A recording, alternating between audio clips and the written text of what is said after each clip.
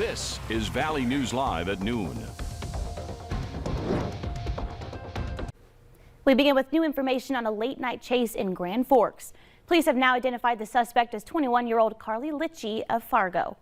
Officials tell us an officer saw someone drive through a closed construction zone on the city's north side shortly before midnight. He tried pulling her over, but police say she led them on a chase through downtown. Police finally stopped the car using a pit maneuver. Litchie is in the Grand Forks jail for DUI, driving under suspension, fleeing, drug possession, and open container.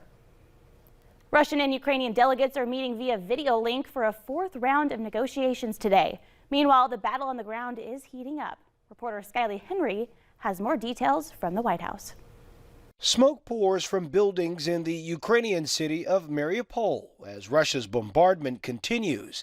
Russian and Ukrainian tanks are battling each other on the ground as the two forces fight for control. Just look at how little progress the Russians have been able to make. A lot of it is due to the Ukrainian resistance and how adaptive they are proving to be on the field and, frankly, in the street. For 2 weeks now, Russia has encircled the city.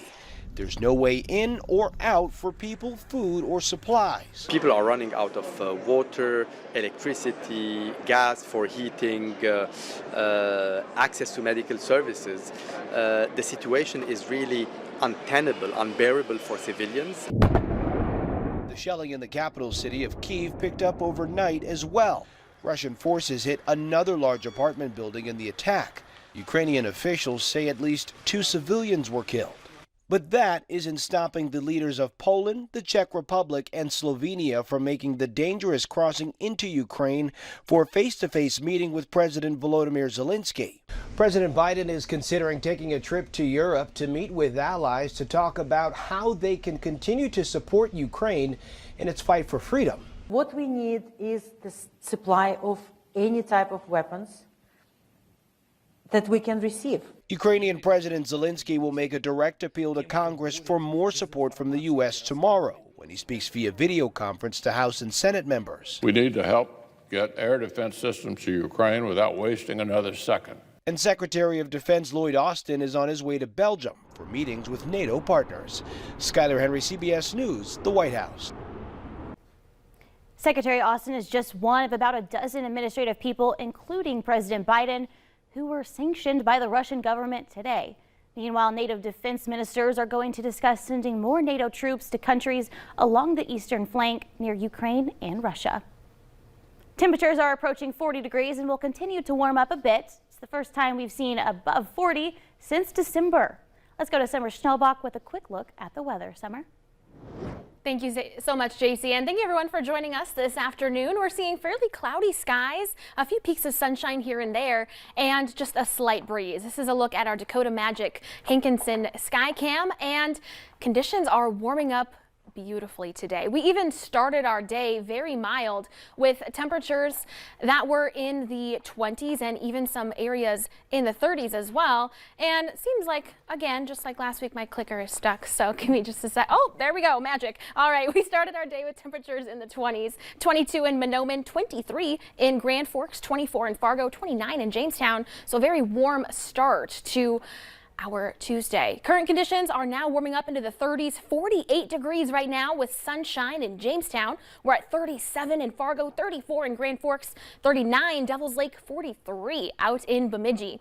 And the warm up is going to continue. Today in Fargo, I expect temperatures to warm up into those low 40s with increasing clouds through the day and a southerly breeze. And in Grand Forks, keeping a fairly cloudy sky and temperatures primarily only warming up into the low 30s. The last time we saw temperatures in the 40s, well, Fargo, we skipped the 40s altogether. Our last day warmer than 40 was December 1st at 51 and 47 on December 1st at the Grand Forks Airport. JC, we have more warm days ahead, and I can't wait to share our upcoming forecast. Thank you, Summer. We're looking forward to it. A man is in jail accused of attacking a police officer at the Bismarck Airport with a knife. Police say 34-year-old Christopher Fonseca was booked into the Burleigh County Jail late last night. He's facing a charge of aggravated assault. The police officer was cut but is expected to be okay. Bob Saget's family has been granted a permanent injunction to block the release of his death records. It comes nearly a month after his family filed a lawsuit to block the release of some records, citing privacy concerns. Saget was found dead in his hotel room in Florida in January. The Orange County Medical Examiner's Office determined that his death was accidental, most likely due to head trauma. Aging facilities and controlling costs continue to be a challenge for the North Dakota State Hospital. The Director of Facilities Management will work with the hospital to explore and expand client work opportunities and to remove obsolete structures on the campus. 3 buildings will be demolished at a cost of about $3.5 million. Could we end up seeing a rise in COVID-19 cases? That's the concern, with more and more sewage systems in the U.S. detecting increased levels of coronavirus. The CDC says nearly 40% of wastewater sampling sites reported at least some level of an increase over the past 15 days. That's more than twice what it was a month ago. To be clear, wastewater data cannot estimate the number of cases in a community, but this monitoring this kind of data can serve as an early warning sign of increased transmission. It often detects increasing infection days before positive case counts.